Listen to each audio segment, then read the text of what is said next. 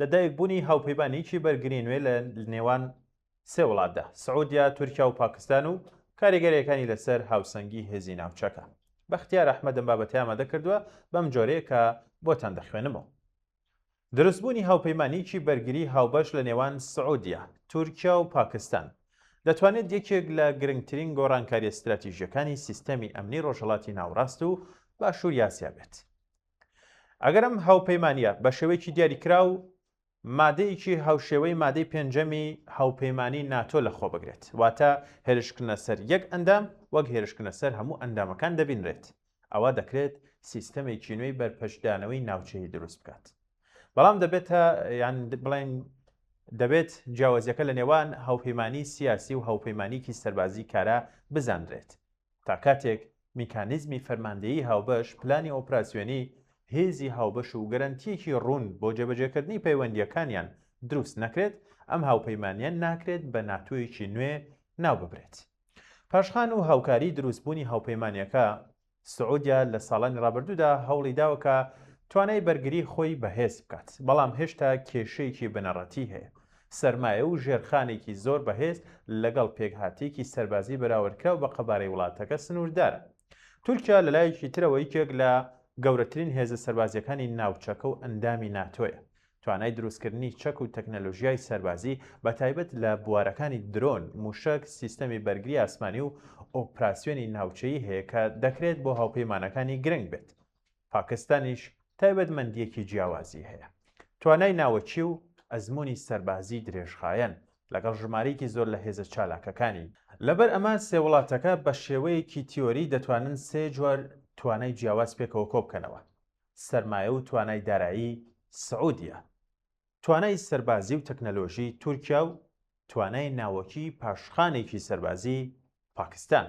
ئەم پێگاتەیە دەتوانێت بنەمای بەرپەشدانەوەی نوێ لە ناوچەکە دروست بکات.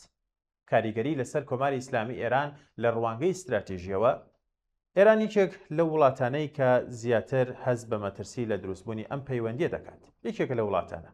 ئێران لە ماوەی چەندین دەیەدا استراتیژیکی فراوانی بۆ دروستکردنی قوڵایی استراتیژی لە ناوچەکەدا پەیڕەو کردووە، لە عێراق و سووریا و لوبنانەوە تا یەمەن. بەڵام هاوپەیمانیکی سعودی، تورکی، پاکستانی دەتوانێت جۆرێک لە فشارێکی نوێ لەسەر ئەم استراتیژیە دروست بکات. بە تایبەتی یەکەم، سعودیا لە باشووری ئێرانەوە دەبێتە بەشێک لە سیستەمێکی بەرگری هاوبەش. دووەم، تورکیا لە باکووری ئێران بڵێن نەفوزی سیاسی و سەربازی فراوانی هەیە لە ناوچەکەدا. و سێەمیش، پاکستان لە ڕۆژهەڵاتی ئێران و لە ڕۆژهەڵاتی ئێرانەوە بڵێن پەیوەندیکی استراتیژی بە چین و جیهانی ئیسلامی هەیە. لە ئەنجامدا ئێران دەتوانێت هەست بکات کە لە ژینگەیەکی نوێی ئەمنی ناوچەییدا دەژێت کە لە چەند ئاراستەوە فشاری لەسەر دەبێت. ئیسرائیل کاریگەری ئەم هاوپەیمانیە لەسەر ئیسرائیل ئاڵۆسترا. لە کورتخایەندا بەهێزبوونی سعودیا دەتوانێت بۆ ئیسرائیل سوود بەخش بێت، چونکە بەرپەرجدانەوەی بەرامبەر ئێران زیاد دەکات. بەڵام لە درێژخایەندا بەهێزبوونی تورکیا و پاکستان و دروستبوونی بلۆکێکی سەربازی ئیسلامی دەتوانێت هاوسەنگی هێزی ناوچەکە بە شێوەیەکی نەخوازراو بۆ ئیسرائیل بگۆڕێت. لەبەر ئەوە ئیسرائیل دەتوانێت لەگەڵ پاراستنی پەیوەندیەکانی خۆی لەگەڵ سعودیا بە چاودێریەکی زۆر وردەوە سەیری بەهێزبوونی توانای سەربازی تورکیا و پاکستان بکات. کاریگەری لەسەر هیندستان بۆ هیندستان بەشداری پاکستان لە هاوپەیمانیەک گرنگترین خاڵە. هیندستان بە گومانەوە سەیری ئەم جۆرە ڕێخستنە دەکات کە پاکستان تێیدا بتوانێت پشتگیری دارایی، تەکنۆلۆژی و سیاسی زیاتر بەدەست بهێنن. ئەگەر سعودیا و تورکیا بتوان پشتگیریەکی استراتیژی درێژخایەن بۆ پاکستان دابین بکەن، ئەوە دەتوانێت کاریگەریەکی ناڕاستەوخۆ لەسەر هاوسەنگی هێزی باشووری ئاسیا هەبێت. بەڵام خاڵێکی گرنگ کە دەبێت دیاری بکرێت ئەوەیە کە ئایا مادەی بەرگری هاوبەش لە داهاتوودا دەتوانێت بۆ کێشەی پاکستان، هیندستانیش جێبەجێ بکرێت یاخود نا؟ ئەگەر وەڵامەکە بەڵێ بێت، ئەوە قەبارەی استراتیژی هاوپەیمانیەکە زۆر گەورەتر دەبێت. کۆکردنەوەی سێ جۆر هێز یەکێک لە گرنگترین تایبەتمەندیەکانی ئەم هاوپەیمانیە کۆکردنەوەی سێ جۆر سەرمایی استراتیژیە. سعودیا توانای دارایی زۆر، ژێرخانی نەوت و ئابووری، توانای کڕینی چەک و تەکنەلۆژی و شوێنێکی جوگرافی گرنگ، و هێزی سەربازی گەورە، ئەندامێتی ناتۆ، کۆمپانیا و پیشەسازی بەرگری بەهێز، توانای دروستکردنی درۆن و چەکی پێشکەوتووە ئەزمموی ئۆپراسسیۆنی ناوچەیی.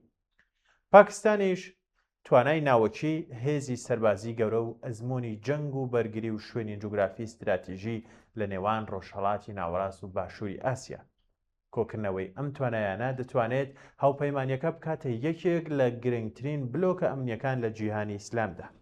بەڵام ئایا ناتۆی ئیسلامی ڕاستی دروست بووە؟ لە ڕوانگەی زانستی و استراتیژیەوە پێویستە لە بەکارهێنانی ناوی ناتۆی ئیسلامی وریابین. ناتۆ تەنها هاوپەیمانێکی سیاسی نییە، بەڵکو سیستەمێکی تەواوی فەرماندەیی هاوبەش، پلانی بەرگری هاوبەش، سیستەمی هەوڵگری، پشتیوانی لۆجستیکی، هێزی هاوبەش، ستانداردە سەربازی هاوبەشەکان، مانۆڕی سەربازی بەردەوام و میکانیزمی ڕوونی جێبەجێکردنی مادی بەرگری هاوبەشی هەیە. لەبەرەوە تا ئەو کاتێم دامەزرا و میکانیزمانە دروست نەکرێن، باشترە ئەم پەیوەندیە بە ناوی بلۆکی بەرگری نوێ یان هاوپەیمانی بەرگری سێلایەن باز بکرێت، نەوەک ناتۆی ئیسلامی.